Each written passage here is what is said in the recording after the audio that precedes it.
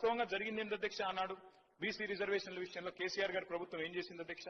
ఆ రోజు మేము మరి 2000 నేను సరిగ్గా ఇది చెప్తాను సార్. ఆర్టికల్ 243 D6 T6 ప్రకారం బీసీ రిజర్వేషన్లు రాష్ట్రాలే ఇచ్చుకోవచ్చు అని చెప్పి మాకు ఆదేశాలు మేము ఇచ్చాం. వచ్చినాయి అధ్యక్ష. వచ్చిన తర్వాత 2018లో కేసీఆర్ గారి ప్రభుత్వం ఆనాడు ఉంటే, టీఆర్ఎస్ ప్రభుత్వం ఉంటే దాన్ని అనుసరించే మనం కొత్త పంచాయతీరాజ్ చట్టం తెచ్చాము. స్థానిక సంస్థల్లో మొదలు 34% రిజర్వేషన్ కూడా కల్పించుకున్నాం. జీవో నంబర్ 396 ఆ రోజు ప్రభుత్వం, ఇప్పుడు మీ దగ్గర ప్రభుత్వంలో ఇవన్నీ కూడా ఉంటాయి చూసుకోండి. 396 ఇచ్చారు అధ్యక్ష కేసీఆర్ గారి ప్రభుత్వం 34% రిజర్వేషన్ కల్పిస్తూ. అయితే వెంటనే ఇక్కడ నేను ఈ విషయం వాస్తవంగా చెప్పొద్దనుకున్నాను అధ్యక్ష, కానీ చెప్పక తప్పట్లేదు. ముఖ్యమంత్రి గారు మరి సభ్యులను రాష్ట్రాన్ని తప్పుదోవ పట్టించినప్పుడు చెప్పక తప్పదు.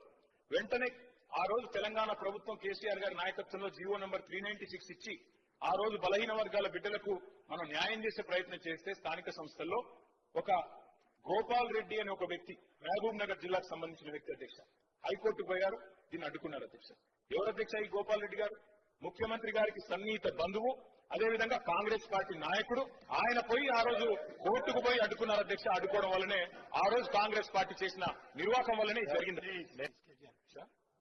సీఎం గారు కనుక రాజకీయపరమైన అంశాలు మాట్లాడకపోతే మాకు కూడా మాట్లాడాల్సిన అవసరం లేదు. సభ దృష్టికి, సభ్యుల దృష్టికి, రాష్ట్ర ప్రజల దృష్టికి వాస్తవాలు చెప్పాలి కాబట్టి నేను చెప్పాను. కానీ మాకు వేరే ఉద్దేశాలు లేవు అధ్యక్ష. సంపూర్ణంగా ఈ బిల్లును స్వాగతిస్తున్నాం, సహకరిస్తున్నాం, సలహాలు కూడా ఇస్తున్నాం. స్వీకరిస్తారా లేదా మీ విఘ్నత, దాన్ని మేము చేయగలిగేది ఏమీ లేదు. కానీ వాస్తవాలు చెప్పాలి కాబట్టి 2018లో మేము జీవో తెచ్చిన మాట వాస్తవం. బలహీన వర్గాలకు 34% రిజర్వేషన్ ఇవ్వాలని సంకల్పించి జీవో నంబర్ 396 తెచ్చిన మాట వాస్తవం. గోపాల్ రెడ్డి అనే నాయకుడు అడ్డుకున్న మాట వాస్తవం. వారు ముఖ్యమంత్రి గారికి దగ్గరి బంధువు అన్న మాట వాస్తవం. మహబూబ్ నగర్ జిల్లా అన్నది వాస్తవం. అందులో నేనే తప్పు చెప్పట్లేదు, వక్రీకరించట్లేదు.